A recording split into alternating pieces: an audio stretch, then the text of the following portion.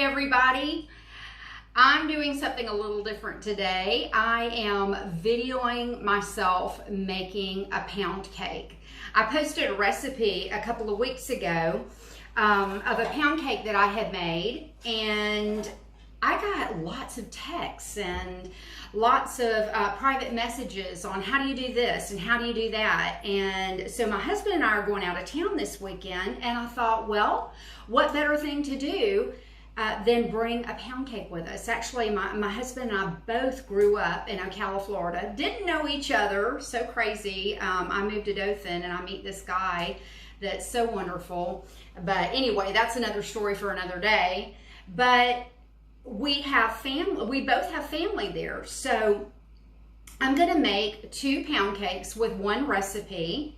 I've got my pans prepared here. One of the first things that you want to do when you know that you're going to make a pound cake, say the day before, the night before you go to bed, you need to set out your eggs. They're okay to sit out all night. You want these eggs room temperature. That's extremely important.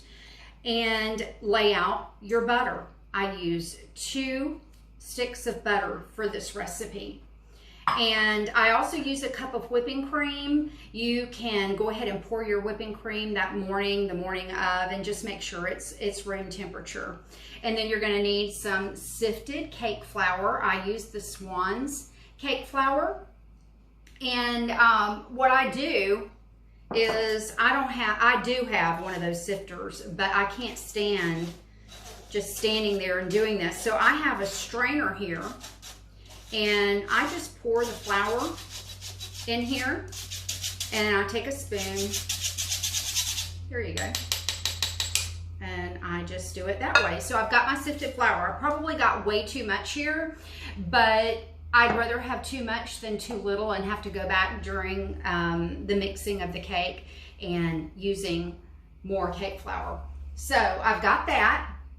You need 3 cups of sifted flour. You want to measure, you want to just do a bunch of flour, and then you're actually going to measure it out when you get ready to mix it. So that's 3 cups of sifted flour, not 3 cups of just the flour out of the box. Go ahead and get your pans ready. Since I'm taking 2 loaves, one to my husband's family and one to my family, I use these pans. Now, I've buttered them generously. You do not want to skimp on the butter. And something I do that's a little bit different, instead of using flour to line my pans with, I use powdered sugar. I like it better when that butter begins to melt and that powdered sugar begins to meld with the cake.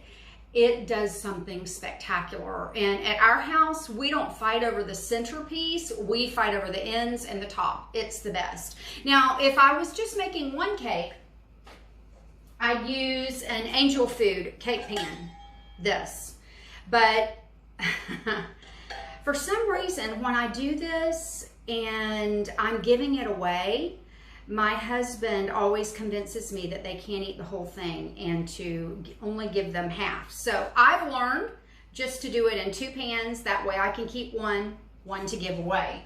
Now I'm giving away both of these because my bonus daughter, Christina, is coming over tonight with her family, and she's making a cake, for a pound cake for us to enjoy tonight, and hers is absolutely fantastic. Okay, I've got 3 cups of sugar here. And I've got this in the bottom of my pan, and I'm going to go ahead and add my butter. I like to put the sugar in first and then add the butter because I don't want any of that butter sticking down in the bottom of my pan or my bowl, whatever. And I've got some wax paper here. I found that this is my best friend for cleanup. I usually always put it on the counter before I start, and that way I can lay my utensils down and these butter things, and I'm not cleaning up a huge mess when I get done. Here we go. There's my 2 sticks, and you want to cream this together. Get your mixer out, Got a standing mixer. If you don't have a standing mixer, do it with your regular mixer. It's no big deal. Just, whoops, gotta do this. Like I said, I'm not used to doing this, y'all. Okay, here we go. And I want to go ahead and cream this together. You can do it as fast as you want to or as slow as you want to. At this point, you don't have to be real careful with anything. When you start adding the flour that you really want to watch the speed of your mixer. Looking pretty good. Okay, got this. What I'm going to do should look like this. I'm going to scrape my pan here. Let me throw these away. I'm going to scrape my pan here, my bowl. I don't know why I'm calling it a pan. Just make sure that you get all that butter off the bottom of the bowl, because you will find that there'll be some goodies left down there if you don't. Okay, go ahead, put this back on. There we go. And just do it up again. There you go. Now, at this point, we've creamed our sugar, we've creamed our butter, and we want to go ahead and start adding our eggs. And like I said, I've got room temp eggs, and we're using 6 eggs. If you have small eggs, use 7. The eggs they're a little different, so if you have the smaller eggs, then go ahead and use 7 eggs. But if you have a large egg, use 6. And what you're going to do is go ahead and put your mixer on low, crack your egg, and add them one at a time.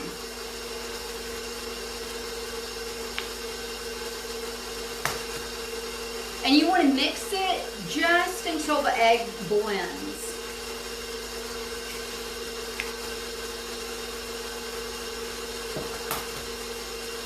With 3, I have to count. I've got some extra eggs in my bowl because I'm going to make an orange cake for my parents after I make this. I also like to lay my eggshells out just to make sure that I've counted the right amount. I'm going to whip this up just a little bit. Got 4 in there now, and I'm going to go ahead and scrape my bowl again. Make sure that everything on the sides gets down there to the bottom and all mixed up. And make sure you take your spatula and just scrape the bottom. Super important. Again, all that good stuff gets down there, stuck at the bottom. Okay, come on back up. We got 2 more to go. Make sure you get all the lumps out. Okay, going back. Number 5. And just turn that on until it gets mixed. Seems like the last 2 eggs always take the longest to break. You just want to break them up, make sure that they're blended. And here's the last one.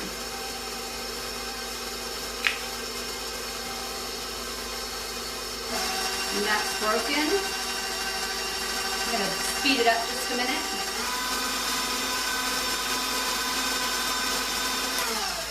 There we go. Let me put these eggs aside. Okay, now this is what we've got. Just that nice yellowy buttery mix. See there? That's yummy. Okay, now something that's really important here is I've got my sifted flour. And what you're going to do is alternate your ingredients. I have my trusty cup here. And you're going to alternate your cream and your flour. And you're going to start with your flour.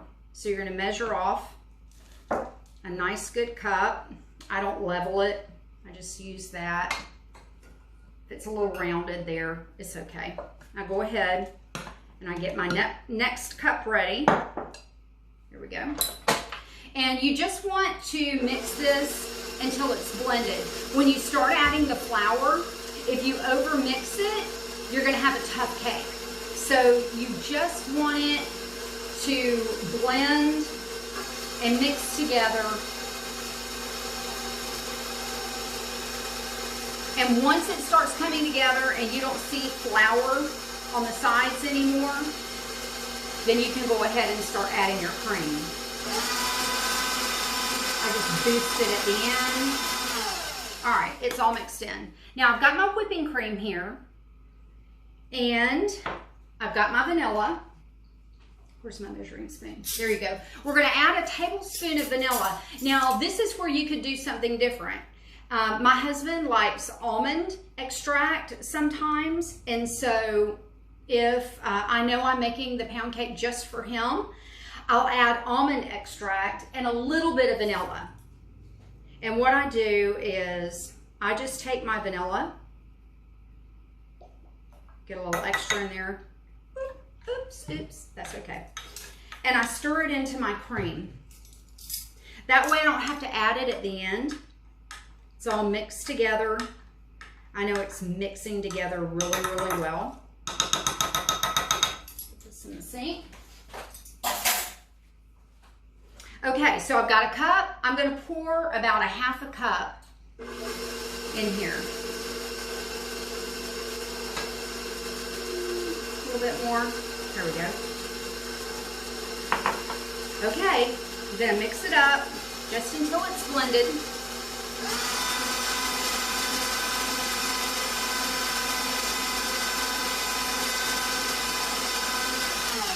There we go. And once again, I'm going to take it and make sure everything's off the sides.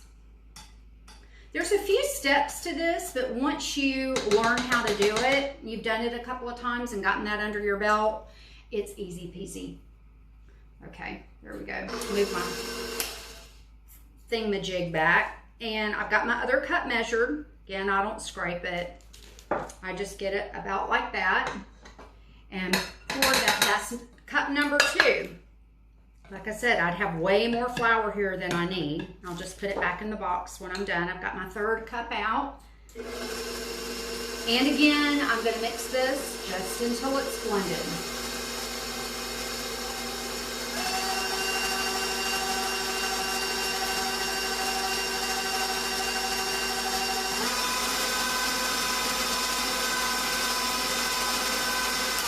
Perfect. Okay, here goes the last part of our cream, the last half a cup. Put my mixer on low. Let it do all the work.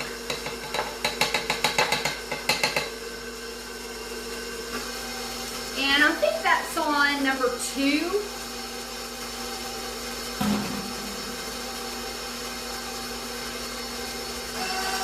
Just blend it until everything's mixed together, which actually it's done. Now I'm going to add my last cup of flour. And it's, again, important that you start with flour and that you end with flour. I don't know why, but it does definitely make a difference. Move that back a little bit so that I don't make a mess. There's my last cup. Set that aside. And I'm blending it one last time. Getting ready. Pour it in these. Sometimes if I'm giving cakes away, I've got some smaller pans that work really well too. These, I don't know what size these are. I think 10 by 6, something like that. And they make a really good hearty pound cake, enough for a family. But I've got some smaller ones, and sometimes I'll make 3, sometimes I'll make 4, and I love to give those away. I promise you, if you show up at somebody's house with a pound cake, they will not close the door on you. Okay, everything's blended. So what I'm going to do is just boost this up for a minute. Yeah.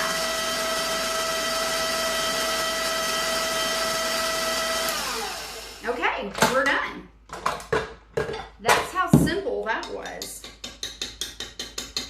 Get all that good stuff off. Oh yeah. In the sink. Okay. Now, again, go around. Move this out of the way here. And here's your batter, okay? It's nice and thick and creamy. Make sure you stir the bottom. Now, I could get my cup back out and measure this, but I'm not. I'm going to eyeball it. One always turns out a little bit bigger than the other. That's okay. Nothing wrong with that. Okay, so there's the one. There's two. This looks so good. A little bit more. When I was a little girl, I've been blessed. I had two wonderful grandmothers that were so influential in my life.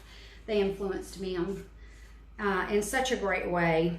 My grandmother Dossie, when I would go stay with her, which was quite often, she always had a pound cake waiting for me. And I can see it now in the corner of her kitchen. And that was one of the few things that we could actually go and get without asking. So as you can imagine, I would go and probably have the pound cake eaten by the end of the day, and I just loved it. But when I got older, so funny, my grandmother Dossie was a fabulous cook, and hopefully in the future I'll share some of her recipes with you. But when I got older, I wanted to make the pound cake, and I said, Grandma, what's the recipe to that pound cake that you always had for us when we would come to your house? She said, oh, Should, that was just one of those frozen pound cakes I put out. And I never forgot that. And as a child, that was one of the best things ever.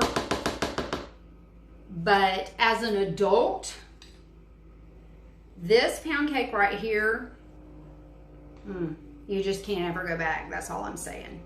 Okay, these are done. And like I said, I probably got one a little bit bigger than the other. Oh my gosh. That is so good.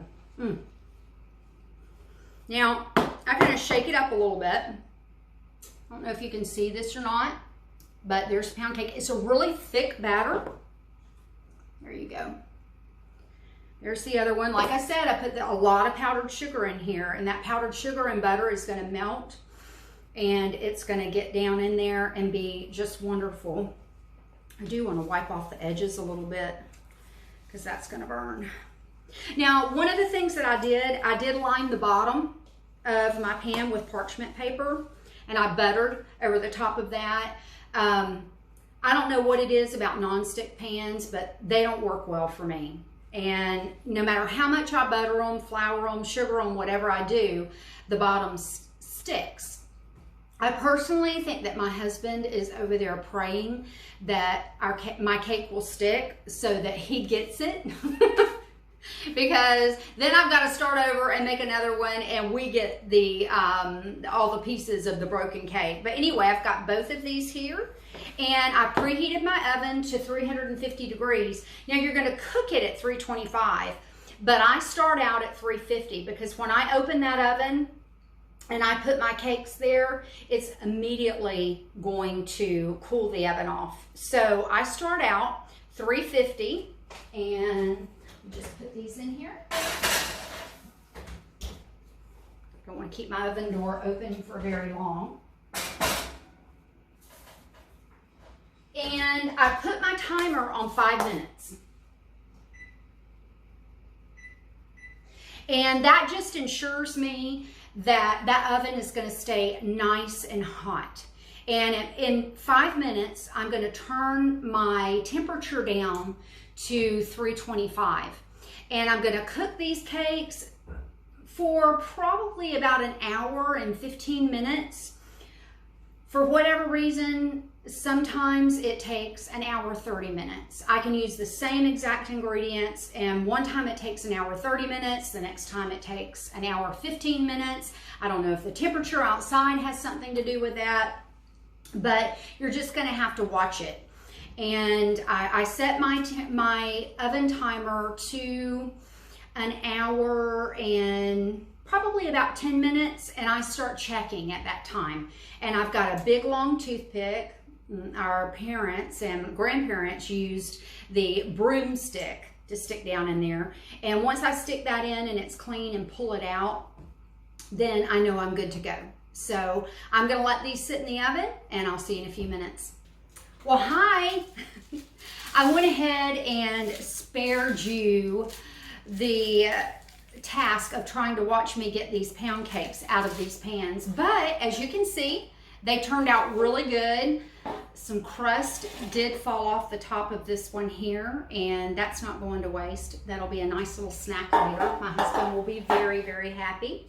He might be a little sad that the pound cakes didn't stick, so that because he didn't get all the crumbly stuff. But anyway, I just want to say thanks for watching. I love doing this. I hope to do more of it.